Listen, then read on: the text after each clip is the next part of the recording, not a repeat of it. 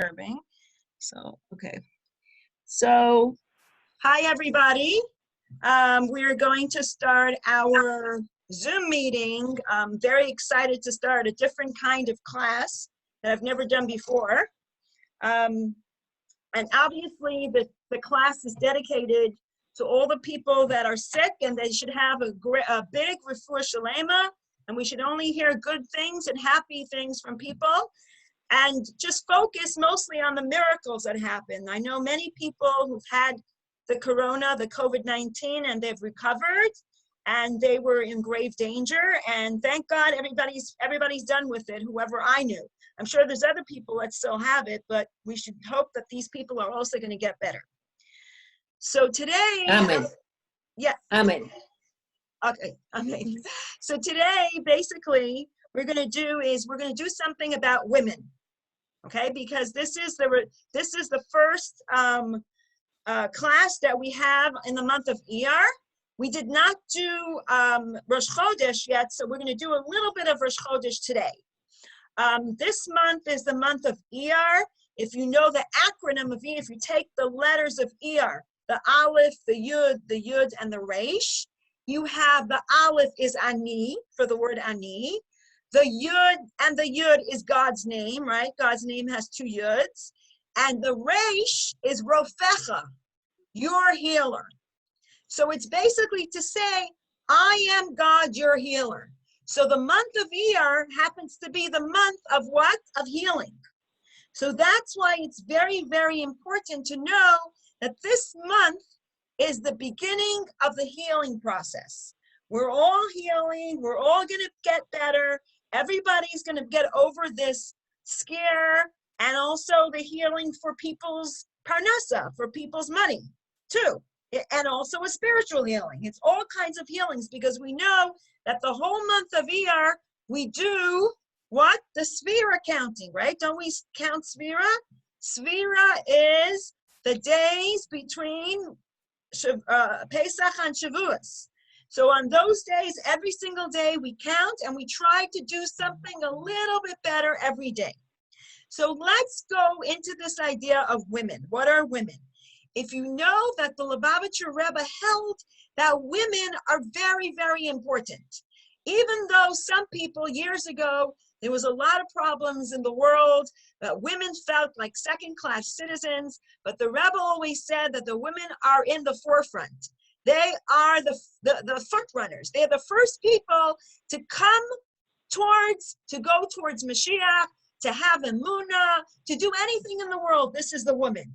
Especially after I've read Telushkin's book, I know that in Telushkin's book, it talks about my grandmother, who talked about what the Rebbe did. She said the Rebbe was an innovator because he was the Rebbe for the women. Although other Rebbes were the Rebbe for smart people, maybe the Rebbe for simple people, maybe the Rebbe for groups of people, but our Rebbe, this last Rebbe, was the Rebbe for the women. And that's what she always said. So what does the Rebbe say about a woman? The woman is Akeret Habayit. She is the person that is the mainstay of the home. She makes sure that her home is running properly. Like it says, I know there's a Russian saying, or you can say it in Yiddish too, that the man is the head and the woman is the neck. Wherever she decides to turn, that's where the man goes, automatically, right? Because she's the neck. So, also, what's the idea of a man? The difference between a man and a woman? We know that usually a man, he loves to fix things. So if you're going to ask a man a question, or you're going to complain to a man, he's going to say, what can I fix? How can I change it? How can I make it better? Whereas a woman, she just likes to say it. She needs to feel that somebody's listening. As long as she says what she feels, it's like as if she's doing it for somebody to listen to her. So what empowers you as a woman? Anybody want to tell me what empowers them as a woman? What makes you strong as a woman? Shay, can you say? Yes. Children. Children empower you. Very good. Children is an empowerment for a woman because however her children come out, that's how she is. It shows who she is as a person. It makes her feel happy and it makes her have power. So in the women's liberation, in the secular world, what did they say? In the secular world, what did they say? They said, hold on a second. Sorry, I'm just going to mute everybody for a minute.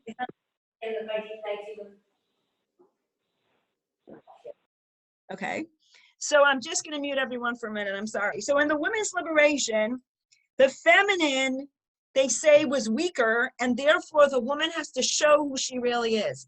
But that's not really true because feminine is not weaker. Feminine is different. And this is why all the women always wanted to have the best jobs. They wanted to be just like the men. The only problem the woman didn't realize is that she is just as equal as the man with whatever she does. She will never get lower than a man just because she feels that he is much greater. It's not true. According to Jewish law, men and women are equal. According to the Torah, it is different. It's not necessarily this better, but it's equal. Every single person has an equal job. Each person has their own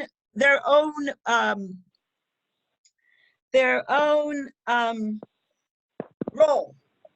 So the women in Torah, talking about Abraham and Sarah, remember the first man and the first woman in the Torah? Abraham says, Migayer es ha'anashim. He was proselytizing the men. And then it says, the Sarah migayeres es hanashim. Sarah was proselytizing the women. So in other words, they both have the roles of changing people's lives, but each one of them did it in their own way and for their own kind that people can understand better. Because a man can understand how a man thinks more, and a woman can understand how a woman thinks more. So Sarah, she was trying to educate her children. First, she had Yitzchak, which was her own child, and she also had Yishmael, which Abraham had as a first child, Yishmael, and her child was Yitzchak.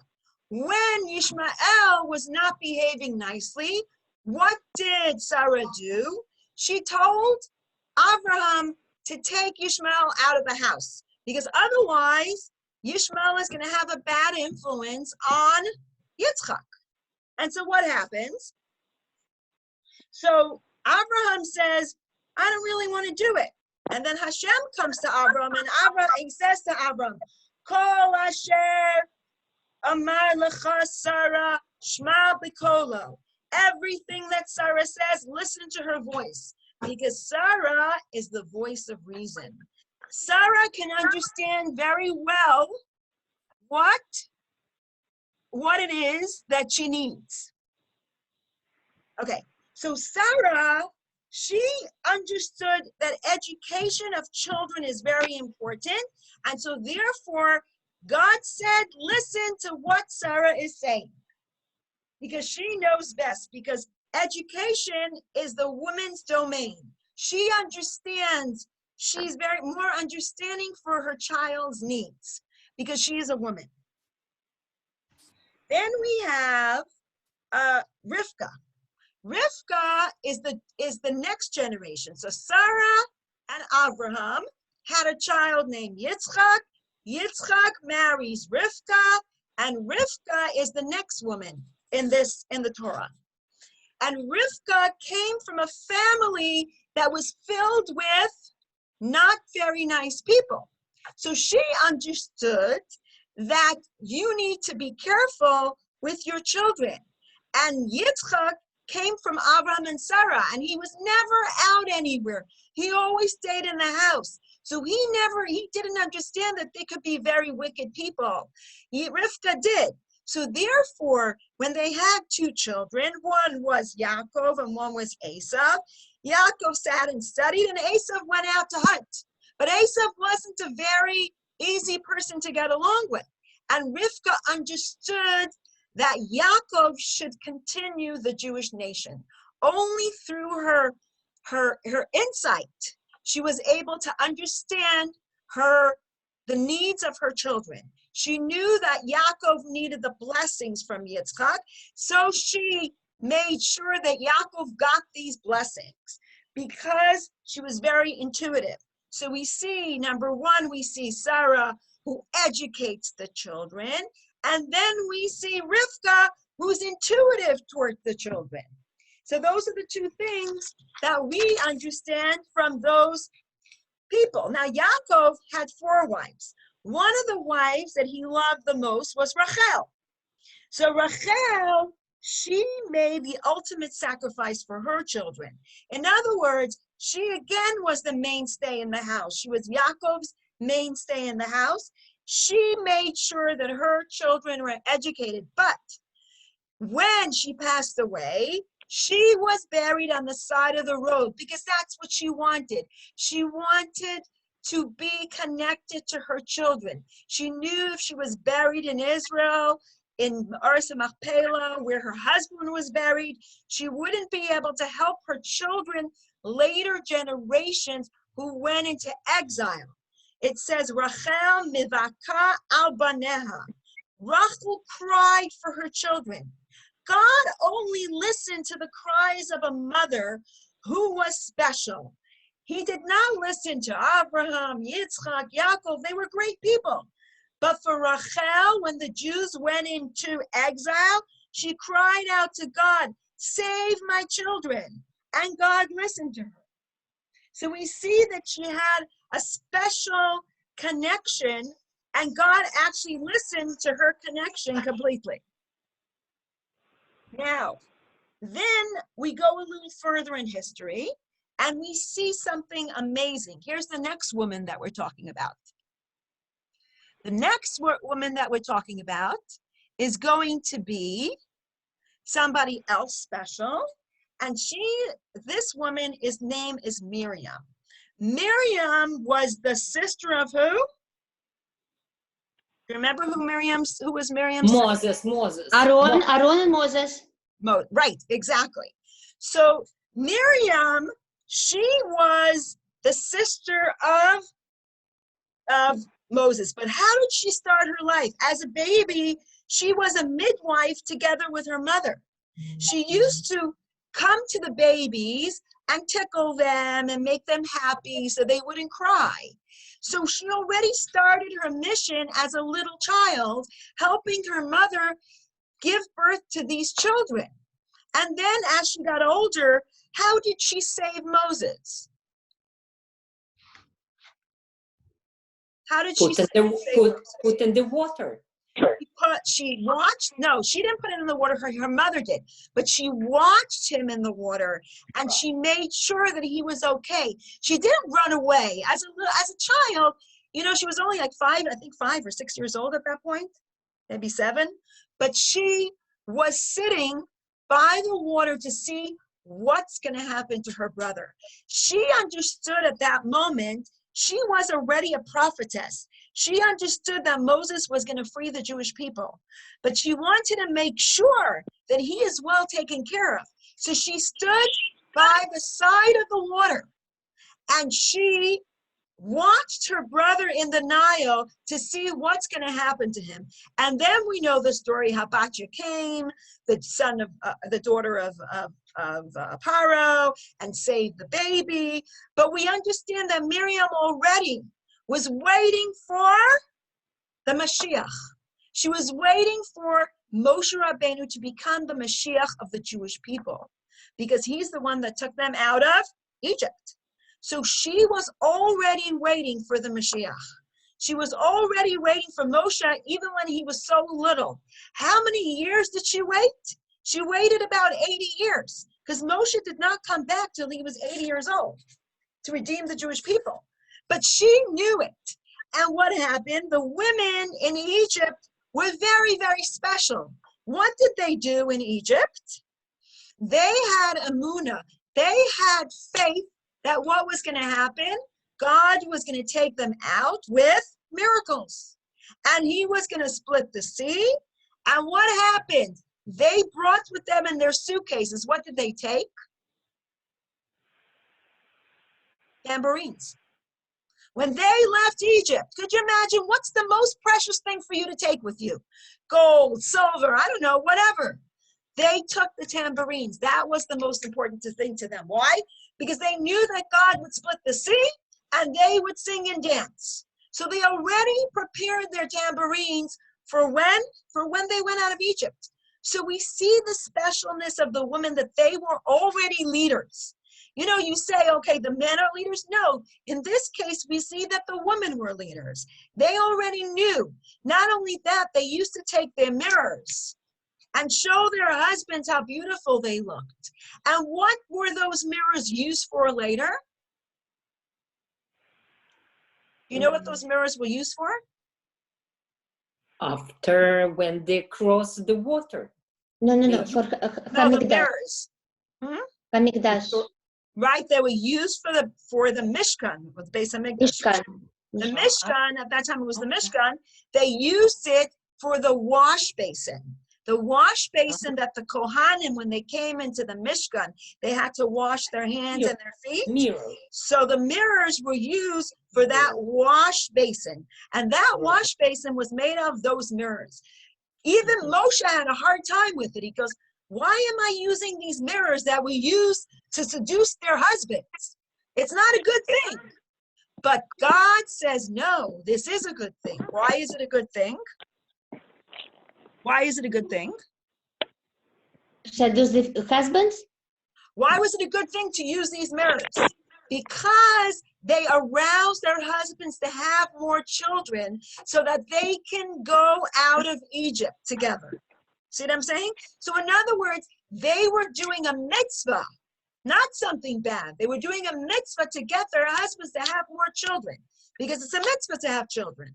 So because they were doing a mitzvah, God took these mirrors and used it for the wash basin. And also, so the mirrors were used, and also we said the tambourines. And what happened when they went out of Egypt? These women were special. When God told, so what's the reason that these women thought about these things in advance? It's because a woman has something special. What does a woman have different than a man? She has something called Bina Yitera, a special Bina, a special understanding. She sees through things that no one else can see. In other words, a man can see things, but she sees through things. She can already see the future. She can see what's going to happen. She can understand certain things that other people can never understand. That's what the woman has. And that's why when God gave the Torah, he said, Ko tomar levet Yaakov. Say to Bet Yaakov. What is Bet Yaakov? The Jewish women. And then Tagid Livnei Yisrael. And then say to the Jewish people. But if you notice that the word tomar, the first word that God uses for the women, is very soft. God wants to teach us as to women, when you speak nicely to them, they'll do anything you want. When you're rough and tough and tell them this is the way it has to be, they're not interested in listening. So this is what God was teaching us. Talk to the women first. Tell them the mitzvot first, and then tell the men. Because they knew that if a woman is told the mitzvot in a beautiful and healthy way, she will make sure that her husband and children will keep everything. She's the first contact. If you contact the woman first, the rest of the house comes along with it. And this is what God was teaching us. In other words, a man and a woman are born differently. Nobody's higher, nobody's lower. They're made up of something completely different. It's a different side. Like we said that Chava came from the side of Adam. It's a different side. One side Adam, one side Chava. They're completely different. So when they were going in the desert, the men, actually Moshe Rabbeinu asked God to send miraglim. Do you know that in the Medrash, it says that that in the Medrash it says that Moshe said maybe we should send the women first as miraglim, and it didn't go through though. But originally Moshe wanted to send the women to be the spies for the land. Oh, really? Yeah. Afterwards, he sent the men. But originally, Moshe thought to send the women. It says it in the Medrash. It's very, very interesting. Because why? Because women have sensitivity to people and to children. And then we said, like Rochelle, they have self-sacrifice. They also have a much higher emunah. They have a belief that nobody can take away from them. When you say to a woman, you believe in God, she believes deeper than a man does. Because if something goes wrong, usually women can deal with it. If something goes wrong, a man has a harder time dealing with it. They don't have such a high emunah. And what mitzvot are specially given to the woman?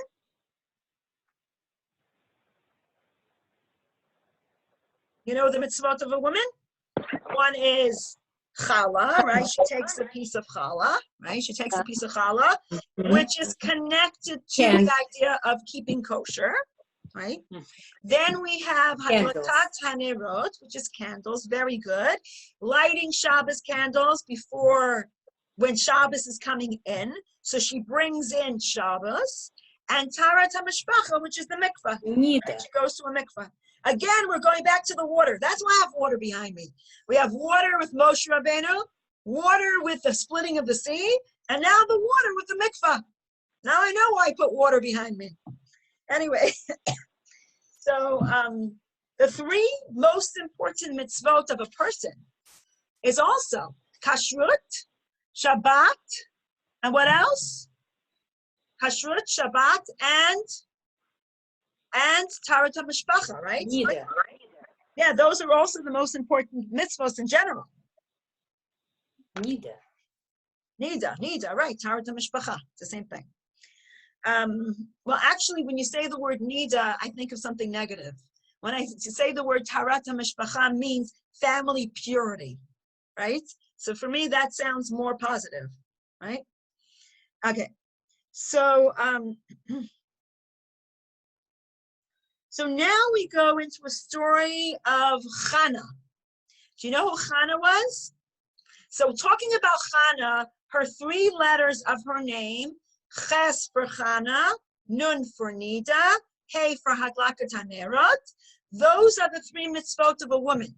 So the name Hana is very special. So Hana actually was the mother of who? Samuel. Very good. Excellent. Shmuel Hanavi, right, Samuel, Shmuel Hanavi. She also there happened to be a Chana that was the mother of the Rabbah.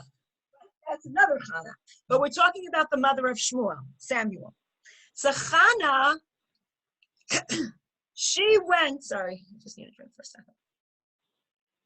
So Chana, she went to Shiloh at the time that she wanted to have children. If you remember her story, she couldn't have children, and her husband had another wife that had many children. Her name was Penina, and Penina would make fun of Chana that she didn't have any children.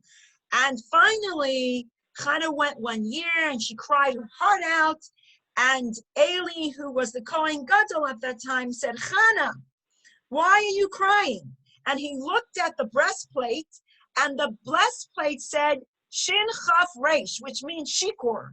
Shikor means sheker, a person who's drunk. So he thought she was drunk. And she says, no, you don't understand me. I am not drunk. Why don't you turn around the letters? The letters say kosher. If you turn the letters around, it says kosher, which means kosher. So really, God was trying to say that she's kosher. She needs to have a child. And she says, please, Eli, pray to God for me. If I have a child at 2 years old, I will bring this child to the Mishkan. And Eli prayed for her, and she had a baby. And it says that the 2 years that she was nursing this baby, she did not go to the Mishkan. Why? Why didn't she go to the Mishkan the first 2 years? Because she felt that what? Did you think something? Just you can continue. Okay. Yeah. So the reason why is because the Mishkan was a place you go to make service for yourself, like to elevate yourself. And she felt that the first 2 years of a baby's life, she has to connect only to the baby to give the baby a good education and to connect to the baby's spirituality.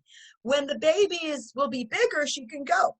But she also, after 2 years, she brought this baby to the Kohen Gadol, Eli, and he was educated in the Mishkan the rest of his life.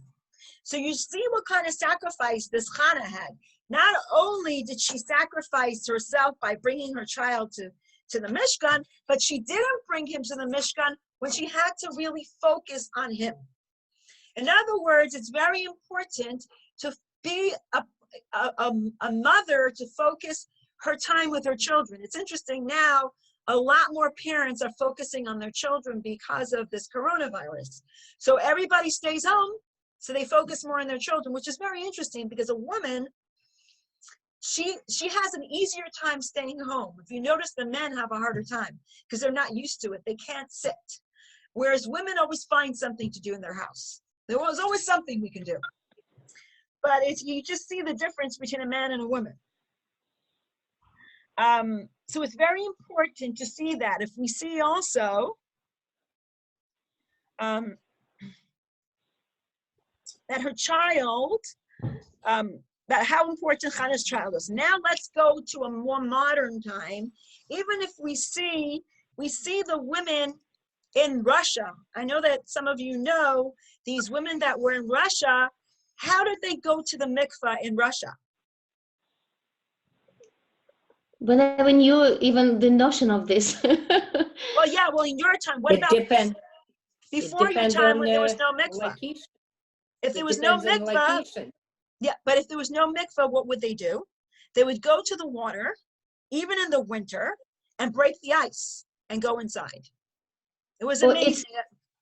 It's not in big cities. It's not in big cities. Right. But I'm saying even like years ago when people were, right, in the smaller cities, you're right.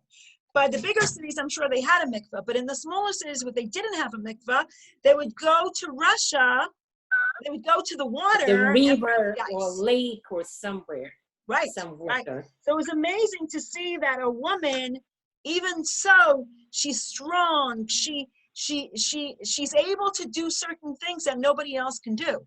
I couldn't imagine somebody else going and breaking the ice, except for a woman that was going to the mikvah. And we also hear a lot of stories about World War II, about women that saved babies and children, even non-Jewish women. I'm talking about all women, that they saved children during the time of World War II, and they had to hide them. Very interesting also is nowadays, also we're seeing what's going on with this COVID-19. We notice that more men are affected than women. Why? It's very strange, right? I mean, you see, you look at it and you see, if you go by the statistics, you'll see that it's mostly men, not as many women as men are affected. And more men are actually going into the hospital than women. There are some women, don't get me wrong, but I'm seeing that there's more men. I think it has to do with something hidden that we really can't understand. I mean, I'm just giving you that as food for thought. And it says, we're going to end it off with this little thing. It says, because of the women, the Jewish women, our forefathers went out of Egypt.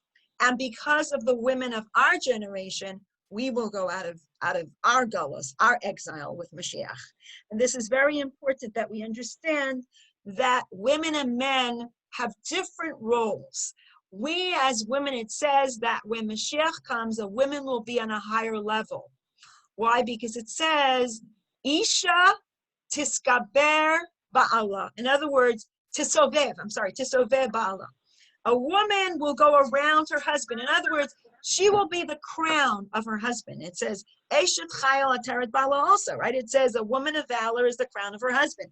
So in other words, the more closer we get to the time of Mashiach, the feminine in the world is becoming more elevated. And we see it more and more with the women in the world. Don't see what happened this week. That pretty sad. A 43-year-old shliach in Germany passed away. And his wife said, I am not leaving my post. The Rebbe sent us to Germany, and I am not going back to Israel. They're both from Israel. So she says, I'm not going back. So you see the how do you say, the strongness of the woman in our times. How can she, her husband passed away, how could she stay in that place? She said, my husband's body is staying in Germany, and I am staying in Germany. I am not leaving Germany. I came here as a messenger of the Rebbe, and I will continue as a messenger of the Rebbe. We don't give up. And this is interesting to see also. Women actually don't give up. They are the ones that are pushing and moving the world towards the time of Mashiach, because we have more emunah, we have more faith, and much more faith, I think, than the men do, even though the men are coming behind us little by little. But it's very important to note that we are the leaders, so we have to make sure that we understand that we are pushing all of this to go into right away, as soon as possible, to open the door for Mashiach and be there right away, now, and absolutely now. Okay, do we have any questions about this? I have a question. It's probably not related to your topic.